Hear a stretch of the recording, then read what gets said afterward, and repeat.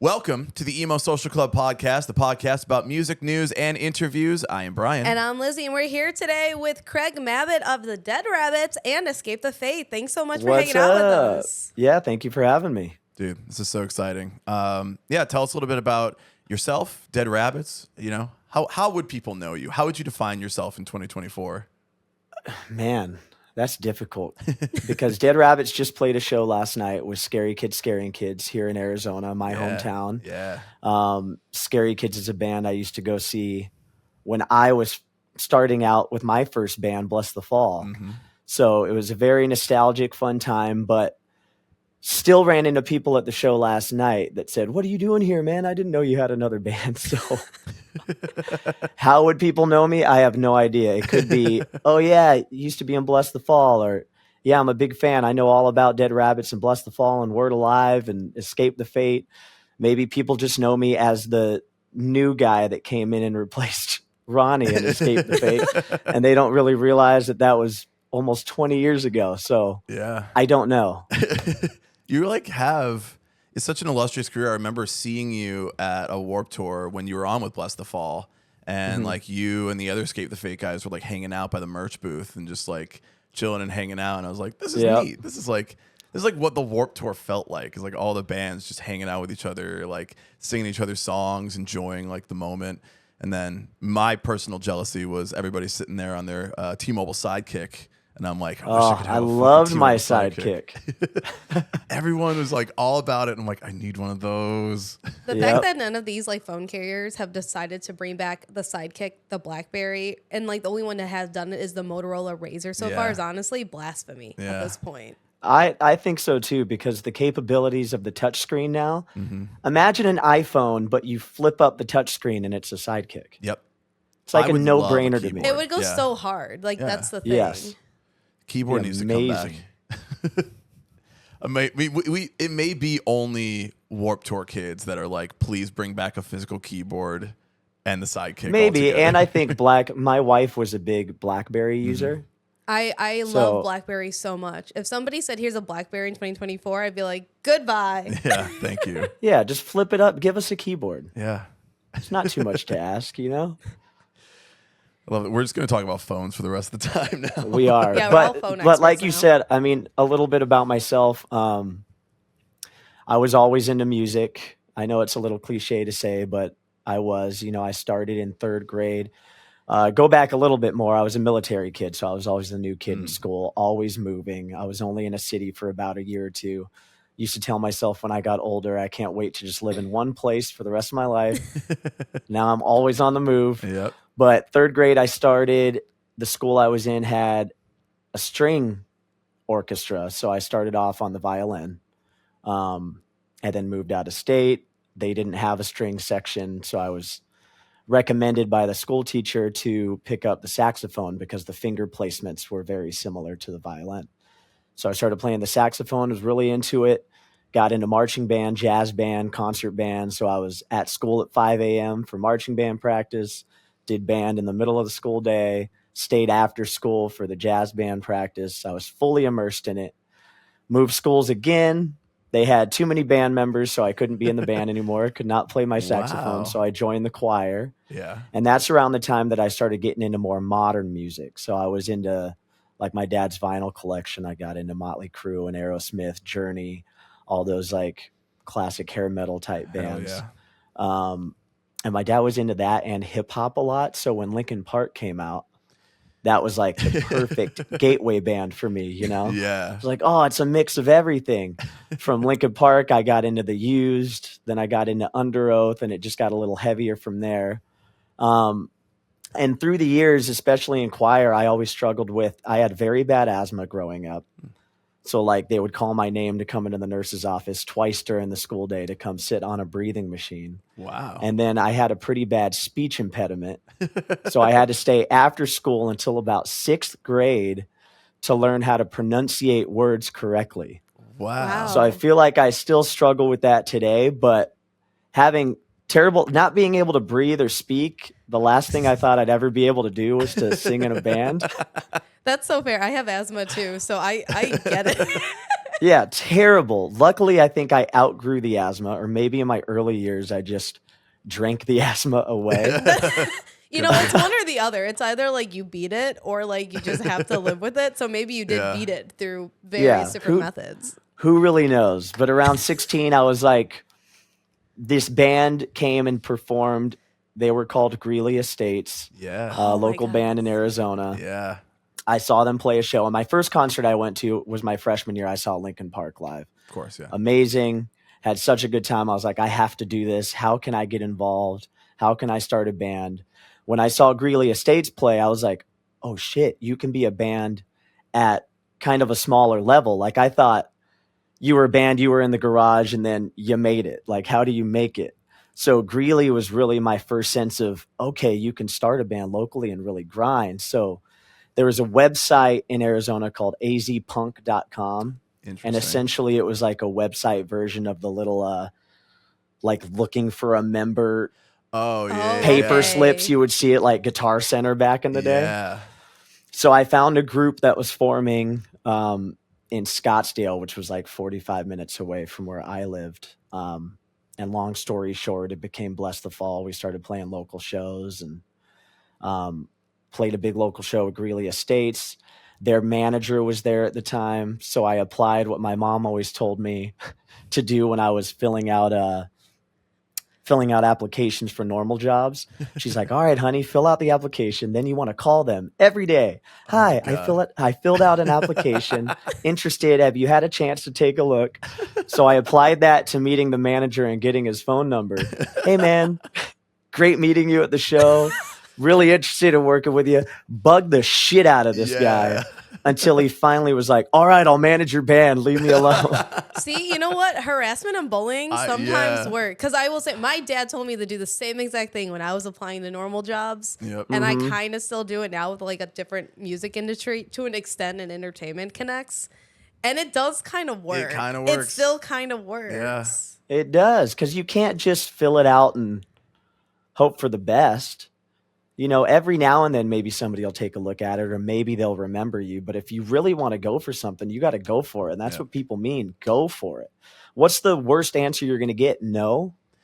Yeah. Because you could get an unexpected no that just was never a no. It just, you never hear back. You know what I mean? Could get and that's worse than just getting a no. You get a no, you can move on to the next thing. Yeah. We're going to clip this and then put this on LinkedIn and then be those annoying people on LinkedIn and be like, we have really good job advice for the current Gen Z market. We are the only podcast to talk to bands that we grew up with that posts exclusively on LinkedIn. LinkedIn. I think I made a profile years ago. Someone told me to. I never go on there. No. But I still to this day will get like a notification email. Yep. Hey, blah, blah, blah. You might know, just connected with you on LinkedIn. I'm like, I still don't even know what it is. You're like, that's one for you. I remember years ago when I was starting in like getting into like DIY, like the DIY scene here in Chicago, I was on Twitter because that's where a lot of people make connections in the music industry. And one of the guys from Hot Mulligan was still in college, and I was following him, and he said, hey, I'm doing this project. Can I have a bunch of you guys follow me on LinkedIn? And I follow you back. So I follow Chris Freeman from Hot Mulligan on LinkedIn, and he follows me back. So is LinkedIn like the spot? Should I try to log back in and figure it out, or no? No. Like, if you want to be really obnoxious with like, hey, guess what? I hired someone even though they didn't have a college degree, and I'm a great manager. It's like, all right, calm down. It's like the most like platitudes, but in like work, you know, like jobs and big corporations, just to get seen and noticed and like ideally, I don't know, promoted. I don't know. I don't see the point of it. I'm so terrible with that stuff. I feel like just last year I finally added like the email tag. What is that called? Where you send out an email and it has your name and then your position or whatever you do. Yeah. I just added that to my email, like, oh, Craig Mabbitt, Escape the Fate, Dead Rabbits. And I was like, all right, I feel a little more professional now when I'm responding to things. Yeah. People are going to be like, oh, it's that Craig Mabbitt, because there's, you know, a bunch of other ones out there. You never know. Yeah. There could be. What if someone hits you up and they're like, there is on Facebook. I still hear that to this day. Oh. Hey, let's continue our conversation we were having on Facebook. I'm like, I don't have a Facebook. I love that. I don't have one, so I don't know who you're talking to or I love who's it. running these pages. 2024, But you could still get catfished to that extent. Like, oh, that's it's going to get bonkers worse. to me. It's going to get worse with this AI stuff. I was binge watching Catfish last night from MTV, and I was like, "There's no way! Like, come on, this is so easy to figure out." But people are genuinely like, "No, I am talking to this person no matter what." I'm like, "All right, homie, that's crazy for you. Love that for you, I guess." Whatever floats your boat. Yeah, it's Whatever like, it you know is. what? If that makes you feel better about things, that go over there and do that. I don't want to be involved You with do it. you, boo. Yeah. Don't go on LinkedIn. But that's I'll put a pin on that. Don't go on LinkedIn. It's the Yeah. worst website. So don't go on LinkedIn. I definitely don't have a Facebook page. We'll make sure everyone's clear on that. That And is a hey, clear you do thing. you, boo. You know? Yeah. Do you boo? If you're talking to a fake Craig Mabbitt on Facebook, you know what? If it Probably features not. Delulu Girl Summer, go for it, I guess. I'm just so like my brain is so focused on other things. I know I need to get more involved in the social media stuff, especially being an artist, and that's all I hear from management and record labels but I don't know, man. I feel like I'm past the mark of being a TikToker. I don't know how to tick the talk, you know. I mean, That's fair. you're a Twitch streamer, which I feel like is I stream such on a- Twitch and yeah. I go on Instagram, and I feel like Yeah. that's my two main social media sort of And things I feel like that I that's do. fine. Yeah. I saw you do an Among Us X stream. now, like Twitter, Yeah. I haven't used it in years. I just got the login to start promoting some of the new Dead Rabbit stuff, but I feel like that site became insanely toxic. Oh yeah. Oh, yeah. And when I really started using less social media was over COVID. yeah. Like I took a break. I completely got off of every social media site because I was focusing on getting sober during that pandemic. And that was probably the best decision, like not pulling out my phone to go see, oh, you were tagged in this or somebody tagged you in that. Here's a notification. It was great. Yeah. I loved it. I was just responding to my emails and my texts from my circle. I felt more in tune with my own life and what was really going on. Yeah. It was awesome. I feel I mean it's obviously a challenge of like I have these things, I made this music, I want people to know we're going on tour, but like I do feel as a it's a band of a certain level can be like I would rather have someone in that position to do that for me so that I as an artist can step away from like the toxicity of it, the comments, the people, the like wondering if something's gonna hit or if it's not gonna hit, and like you can just take yourself out of that and focus on like creating and feeling like you're creating something that you care about. Going on Twitch obviously is a really nice way of like connecting with fans in a way that like the Instagram comments are not gonna allow you to do. Like you can Exactly. react right away. So I feel like as you get bigger in the music industry, I'm sure it's much healthier to just be like someone else doing this for me is going to take away like so much of the bad shit, and I can focus on the It's a good lot shit. healthier from the artist side of things for sure, but I always look at it's such a fine line, right? Like if you're an artist that's always had that sort of one-on-one connection and the fans really feel like they connect with you, and all of a sudden they can tell that it's just somebody running your stuff, it's a little weird, right? But then there's artists out there like Sleep Token, for instance. I think they do a great job with that, where it's kind of that air of mystery where you don't know, and it's kind of like this larger than life thing, and I love that. So there is a fine line. You know, you want to have that connection, but at the same time you don't want to be so fully immersed where everybody knows everything that you're doing at any moment in time. Like there's just And then been, you kind of can't have somebody run it because then your fans are going to know, and then you lose that connection, and you're not genuine anymore. Yeah. You know what I mean? yeah, and there's like been so much more of like parasocial relationships that have come out of the pandemic until now, and even looking at how stan culture has gotten so egregious, where it is like everyone has to know what you're doing all the time, and they're like, I'm on this person's secret private Twitter or like close friends thing, and it's like that's a little bit weird to an Yeah. extent. Like you don't need to know what coffee shop they're at or like what their order is, and then they obsess over it. It's like, you know what, just give it to your label manager, they'll give it to the social media manager, everyone can have a normal one, no one has to worry about anything. Yeah. Uh-huh. I mean, if you have your own, if you're like, Craig Mabbitt at Instagram.com, then it's like, okay, this is me, but you might only post what you want to post versus like the band, I guess. Like, in my thought is like the band, people should really be getting from the band, like, here's our tour dates. Here's the new song. Check this out. Like, are you rocking That's it? Are how you I jamming feel. it? I'm like, Yeah. hey man, let's just keep the personal stuff personal and the band stuff the band stuff. Yeah. But then it's like, everybody wants to push the content. So, you get requested, hey, everybody, we're sending an invite. We're posting it this time. Everybody post it. Let's get it out there.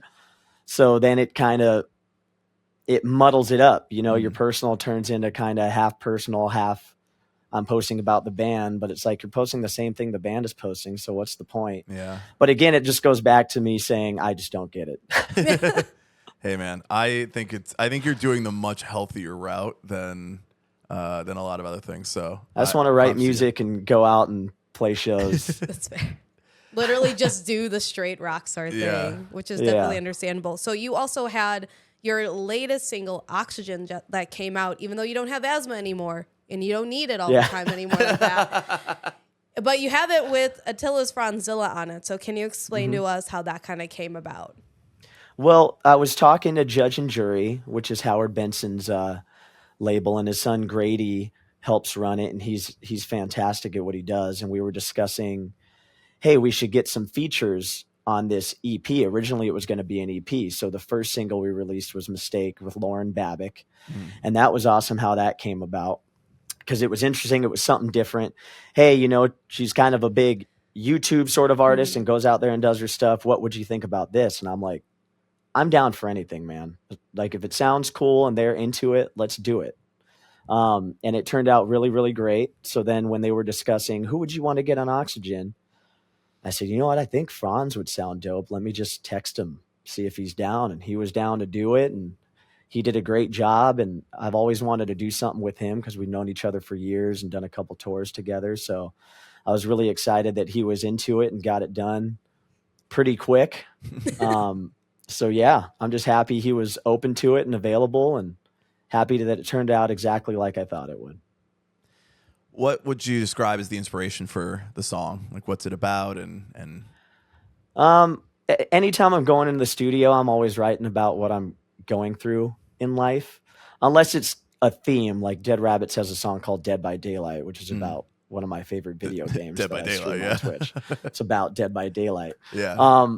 So sometimes the songs, I'm like, God, am I still feeling this way? I'm like, have things not changed that much in the last couple years? But I always just dig deep. So Oxygen is just like, when you feel like life is just coming up to here and you're about to blow a gasket and you just can't breathe. And that's kind of the basis of what the song is about. Yeah. So not asthma so much. So not asthma. Yeah. Well, let's make sure we also ask our questions, so we'll get through some of the promo stuff with that too. Okay. First question, what is the most emo song you are listening to right now?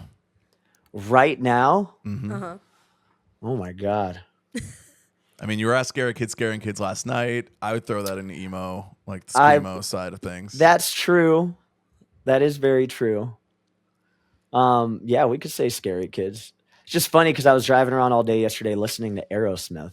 All right. That can be a little emo. Yeah. What's the most emo Aerosmith song? And I guess I don't Probably want to miss a Crying. thing. Crying. Is Crying. Yeah. Crying when I met you. I'm dying because I left you. It's a lot of very emo stuff from them. I was thinking I don't want to miss a thing because that song is just so big and melodramatic. That was a good one. I was singing that at the top of my lungs on the freeway, and then the traffic stopped, and I looked over, and I just stopped. And you were like, Stopped singing. I'm like, just tapping the steering wheel, and traffic started moving again. And I'm like, yeah, don't want to miss a thing. I'm always so nervous when everyone's going to look over, and I'm like, you were doing it too just before you pulled up. Yeah, I'm like, just I got to like- tint these windows, man. Yeah. it's like, leave me alone. We know you're doing it too. Like, don't even. I want to roll down the windows and just be like, no, sing with me with this. It's It's like, you listen to Aerosmith in there? Fuck yeah. Yep. Okay, we have our next question. How is the music scene in your city? I think it's great in Arizona. It's kind of what I remember it being, especially just doing that show last night. You know what I mean? Everybody was coming out. Scary Kids was celebrating the anniversary of their Faces album. So it was, I think it's great. I think it's going good here in Arizona. Yeah, you mentioned Greeley, Scary Kids, Blessthefall.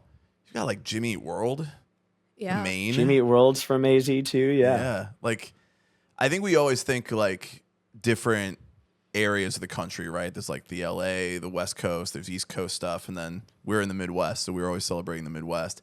And I think Arizona's kind of a sleeper. There's like a bunch of these bands that came out of Arizona that I think just like kind of got lumped in with like the California scene. I'm like, no, there's something good. And in the community's great. There's a lot of great local bands in Arizona that are out there crushing it. You know, and just the community amongst not only the fans, but the musicians as well. Like the opening band from the show last night, Jared from Blessthefall was playing drums for them. And I was like, what are you doing here, man? And, you know, my drummer for Dead Rabbits, his name is Blake, and he comes out with Escape sometimes. He's currently drum teching for Breaking Ben, and luckily he was off the road, so he was drumming for us. And then we had Cash, who was drumming for Scary Kids, who filled in for Robert from Escape. On the last Emo Orchestra tour we did. He was drum teching for us, and Robert wasn't available for like 4 of the shows, so we had Cash drumming, and he was drumming for Scary Kids. And Koba, who plays bass for DR and has like 3 other local bands that he's in, was also playing bass for Scary Kids last night. So you get such a sense of community, and all those guys are chatting with each other, and what do you got coming up? And I love it. It's just such a like menagerie of like the same 8 people just playing with each other, but then you're like, we're writing cool shit and like we're hanging out with these guys. Like that's pretty rad. Next song. Why was Oxygen chosen as a single? I usually put that up to the producers. Like, hey man, what are you thinking? Because I like it all. Yeah. I'm very simple. Unless I'm like 100% we absolutely have to push this. I'm just like, I dig everything, man. It's rare that I absolutely hate something. And maybe it's a little PTSD from the last label that Escape was on for about 8 years. Yeah. I would have my favorite and I would get told no from everybody that was working with the project, and the least favorite would get pushed on me. You know, there was just too many cooks in the kitchen, and everybody had an opinion, and it was like, do something like this. I don't want to do something like that. And you're like, God, I hate this song. The song is terrible. And then you'll get a bunch of emails. This is what we're going with. It's like, and you're like, but this isn't the song I want to promote. Yeah, I'm like, why, dude? It's my band. Yeah. It's my music. Like, why are we doing this? But sometimes it's just the cards you're dealt, and that's the way the cookie crumbles, and just got to do what you got to do, I guess. Could you say what was your least favorite single you ever put out from Escape the Fate with that? From Escape the Fate? Yeah. Unbreakable, 100%. Okay. All right. Yeah. It's not one that I remember off the top of my head, but yeah, good. It might be why. That might be why. I thought you were about to say something like Ashley, which is one of my friends' like favorite singles, and I was gonna text her and be like, I have to and tell that you one was so never released as a single either, which blows our minds. We're like, you know what? There's not a video. We didn't promote it as a single, and sometimes songs just connect. Yeah. So that's why I'm like, maybe I don't know what I'm talking about. Sometimes some of my favorite things get kind of swept under the rug, or we'll do it as a single and it doesn't connect as much. And sometimes songs that weren't singles really connect with the fan base. And Ashley's an interesting one because that was This War Is Ours. So my first album with Escape, my first set of songs that I released after my fans had heard me with Blessthefall. So Ashley was one where I was like, I don't know, man. I'm coming for Blessthefall. It's kind of more post-hardcore, and one of the first songs people are going to hear is Ashley, baby. I'm like, this is complete out of left field. I don't know how people are going to feel about it. And still to this day, people love that song. Like Escape was playing this heavy festival, and the crowd was like, Ashley, Ashley. I'm like, what?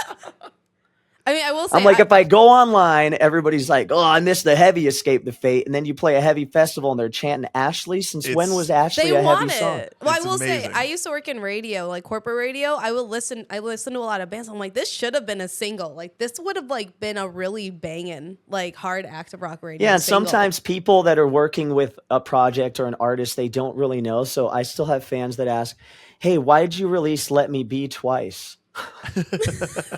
Why was it on 2 albums?" I'm like, that's not a question for me. Yeah. All I know is somebody thought that they missed the mark and thought that it was a great song, so they wanted to do it again. They put it on the album again, and then they still didn't work it. So now it's just randomly on 2 albums. It's like, I don't know, man. I just go in there, I sing my songs, I go up on stage. You're like, I I just do literally my just thing. work here. I'm literally just the Yeah, singer. I'm just the singer, man. I just work here. I think people want to believe that like the band is the one doing every step of the way. You're writing, you're recording, you're you know, picking the songs. You're like, these are going to connect. These are the songs that mean the most to me. And like, I think it's kind of this weird thing where you start out and that is true, and then you like get to a place where you're on a label and you start making money, and people are like, yeah, you don't get those choices anymore. Well, then it turns into a business, and it's so interesting. It's like the band's just the band when they're first starting out doing what the band wants to do. And the band still gets to do what they want to do, but with all these like people's input now, because now it's a business and there's labels involved and management involved and everybody's making their percentage, right? So they want to have some input on what's going to be the best in their opinion. But then as the artist myself, like my hope is to blow up larger than life, because then you get to a certain level and you can do whatever the hell you want again. Yep. So it's like you're starting out with just these big dreams, doing whatever the hell you want. It's going to connect. Now you have all these cooks in the kitchen, and now you're trying to get bigger than that so you can go back to doing to whatever doing everything you wanted to do, you know? It's the weirdest thing about the industry. Yep. It's You always reach a about certain level and authenticity. you kind of can do whatever you want to do, because the Yeah. fans are like, we just want, Just give make us stuff, more. do things. You know, just Yeah. make stuff. We're going to love it. All right, and then our next question: what type of collaboration would you like to do, and with who? What kind of collab would I like to do? I mean, There's a lot of collabs Sky's- on this stuff, so sky's the limit. Yeah. I just love collabing. I love hearing, especially in the studio when it comes to co-writing with another vocalist. Because the way I write is I like to get the demos. Sometimes I'll just write a song in my head and put it in voice memos, and they'll write the music behind the vocals.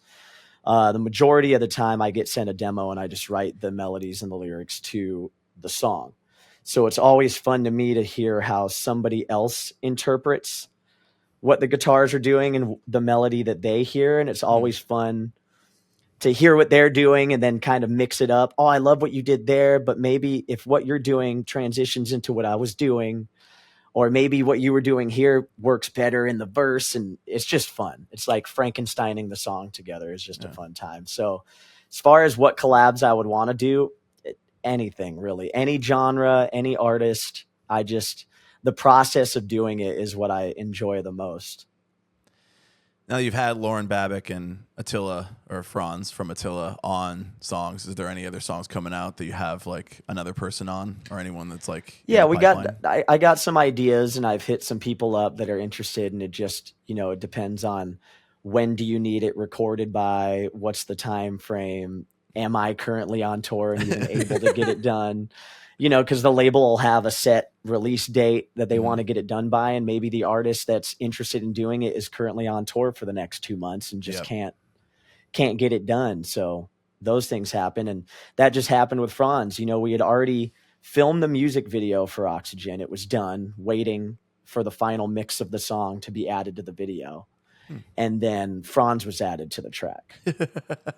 So then it was like, what are we going to do about the video? We're going to see if Fronz can just film something, and then we're going to edit it in there. And he didn't have time to film something. So their recommendation was, well, let's just release the video. Let's release the song.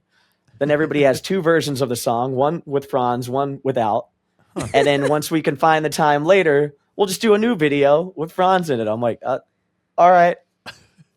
It's Why not a not? bad idea. Like, Yeah, I mean, it's like No. double the promo, just at different times. So you got Yeah. maximize the time to, get it out there to people. Yeah, and I just love. I know I've said it a bunch of times, but I just love creating stuff. So I'm definitely not the guy, and that's how I butt heads with all the guys in my bands. Sometimes is, dude, why are we gonna let this sit in a Dropbox? Like, let the fans talk. They might think it was the worst song ever that we ever did. They might think it's the best song we ever did. They're going to talk, but it's just content. If we created something, don't let it disappear in some Dropbox link, never to see the light of day. Yeah. Let's just put it out there. So there's going to be fans that just want to hear stuff, and I love creating stuff. So let's just keep throwing it out there. Yeah. Who cares? Yeah. Music is music. Somebody's going to like it. I just said I hated that Unbreakable song. If you go to that YouTube video, which, by the way, was supposed to be an animated video. Oh. Okay. And it just seems like it's moving images that's not animated. Yeah. I could talk for days about this. Oh, man. But I go to the comments and people are like, this is one of my favorite Escape songs. And I'm like, what? You're like, say psych But right now. it happens. Yeah. Yeah. I'm like, you know what? People are going to like what they like. So if we're making something, just put it out there, man. Yeah. If somebody's going to like it and they're going to be driving, it's going to help them get through their day. Just why not? Let them listen to it. Like that. Yeah. Even the thing you don't like the most, someone else is like, that's my favorite, and you're like, good thing we made it. Yeah, I'm like, all right. See, that's what it's all about. You like it? Hell yeah. All right. Last question. Can you tell us about your upcoming tour dates? Upcoming tour dates. With any band, I guess, because you've got You got two going on at once. Yeah, there's some things 100% locked in, some things that I've heard about that aren't locked in yet that should be fun. But as far as the ones that are locked in, we're going back to South America. That'll be interesting because we do one pre-party show that's going to be, it's Escape the Fate, by the way. It's going to be the self-titled album that we're playing front to back. But then the other shows are This War's Ours front to back. Mm-hmm. And the festival we're playing with Falling in Reverse and Killswitch Engage and some other awesome artists is This War's Ours front to back. Mm-hmm. So there's just one self-titled album show thrown in there randomly. So that'll be interesting. We have a show in El Paso coming up that should be pretty fun. And When We Were Young. I'm looking forward to When We Were Young. We'll be there. Yeah, we'll see you there. Yes, that's going to be so much fun. And very hot. And very Oh, hot. yeah. Unless there's wind again. But Hopefully not too much wind. I hope that there's wind. there's a nice But not enough, too much just wind. enough to cool you off a little Yeah. bit, not to have a whole dust storm. Yeah. Yes. Not enough to cancel a day. How does it feel to be playing that record now at When We Were Young and like all these festival dates? Well, playing the record is very nostalgic, and it makes me realize personally how far we've come. And so I just give myself a mental pat on the back, like, hey, man, you did it. But as far as playing it at When We Were Young, that is awesome. Just to be included and thought about when it comes to all these amazing bands and the records that I see on the flyer. Some of them, the records that I was saying got me into music. Yep. And now I'm right there with them is it's amazing. 20 Very years down grateful, and- very yeah. lucky. Yeah. So hopefully I don't play at the same time as some of the bands that I want to go see. You're on at the same time as The Used. I don't know. Damn it. Don't say that. I don't No, because then at least I'm going to have a conflict and be like, huh? Yeah. We'll be running Yeah. back and forth. We are actually we are doing press on Saturday, but we bought tickets for Sunday because I'm like, there's gonna be a conflict and I'm not gonna be okay with it.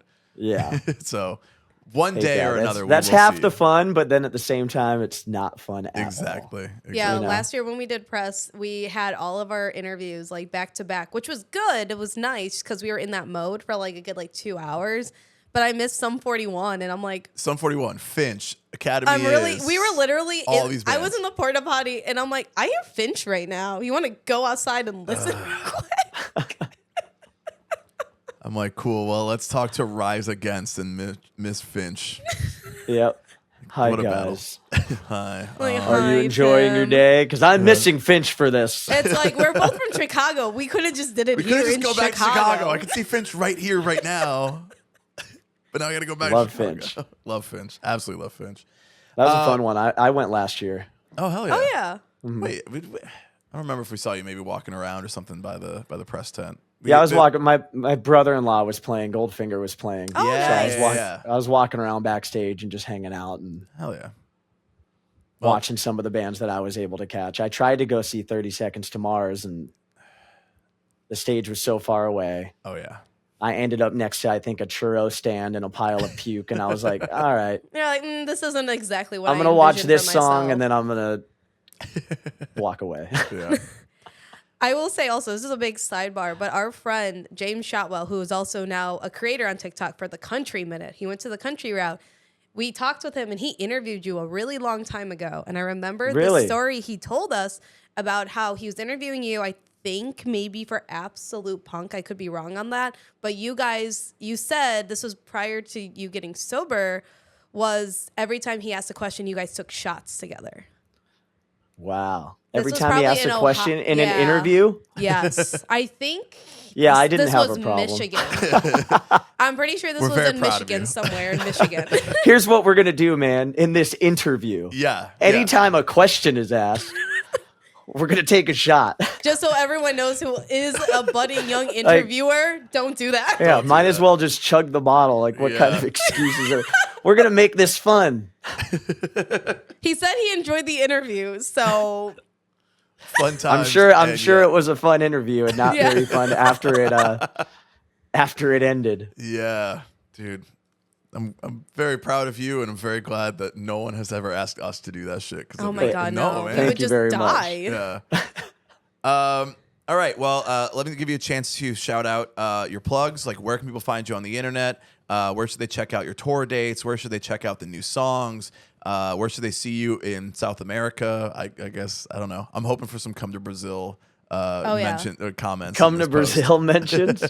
Yeah, let me bust out my phone right now. You can find Dead Rabbits at Instagram. That's Dead Rabbits IG. Escape the Fate is at Escape the Fate. Same for TikTok. My IG is Craig Mabbitt. You can find me at Twitch. I stream pretty dang often, especially when I'm off the road. Twitch.tv/Craig Mabbitt. 2 B's, 2 T's, which is why Dead Rabbits is 2 B's and 2 T's. Yep. If you caught that. It's like crazy. Yeah, that's not how Rabbit is spelt. Rabbit is spelt with 1 T, but it's also not how my last name is spelled. Everybody hears Mabbitt, they're like Rabbit, and they do 1 T, which is why I named the band that. I like it. And 2 B's, 2 T's is an easy way to remember. 2 B's, Oh, 2 yeah. T's. Let me see, because I don't know off the top of my head. I got to pull up this flyer. Yeah, Latin America, Escape the Fate. You want me to go down the dates? I mean, no, you can just say like from the months or whatever. Yes, starting September 26th in Sao Paulo, ending October 5th at the We Missed Ourselves Fest, which should be amazing. It's Falling in Reverse, Kill Switch Engage, Escape the Fate, Thursday, Hawthorne Heights, Fit for a King, Crown the Empire, Veil of Maya, and AXTY. Ooh, locals, awesome. Veil of Maya. Let's go. We're going to drive down to Sao Paulo, Brazil. We're going to come to Brazil. We'll just drive down, man. Hop in the ride and just cruise down there. We'll call up our friends days. in Hawthorne Heights real quick. Hey, can we just like stow away real quick? There's no. Hi, what do you want? My dog just rolled up. Oh, hell yeah. Dog cam. Dog on the Hi. Oh. Special Hi. dog on the pod at the end of the pod.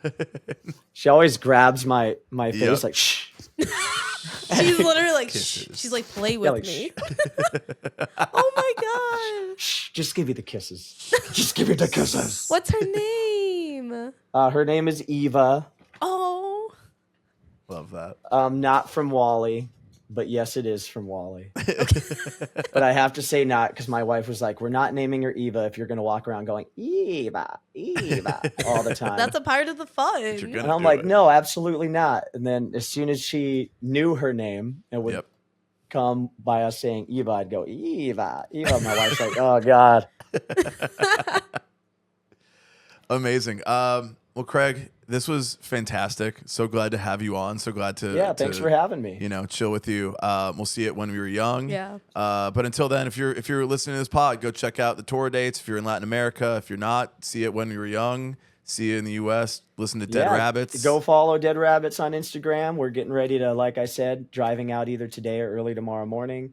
The label was super pumped about the reaction to Mistakes, so that 6-song EP is turning into a full length. So Hell yeah. Wow. Okay. thank you for listening, because Hell now yeah. Dead Rabbits gets to do a full-length album. So I'm excited to go out there and do some more songs and have a good time. That means more of a Dead Rabbits tour, more often than not, eventually. Yes, eventually. Still trying to get DR out of the States and do another full US tour, but then take it elsewhere. Would love to do Canada, South America, definitely UK, Europe with Dead Rabbits. So we'll see what happens. So go listen. 2 B's, 2 T's. Yes, go listen. The listeners, I tell my Twitch fam all the time, I'm like, you guys don't realize how much power you have sometimes just by listening. Yeah. Oh yeah. You know, you see those stream numbers go up and a lot of opportunities present themselves to the artists you love. So Dead Rabbits might just be a side project of mine, but you know, the reaction and the streams of one song turned that EP into a full length, which for the fans, now you get more songs. So you see that? Look at the power. Yeah. The power of the listener. Well, Craig, again, thank you so much. This is amazing. And we'll see you soon. Yeah. Yeah. Thank you for having me.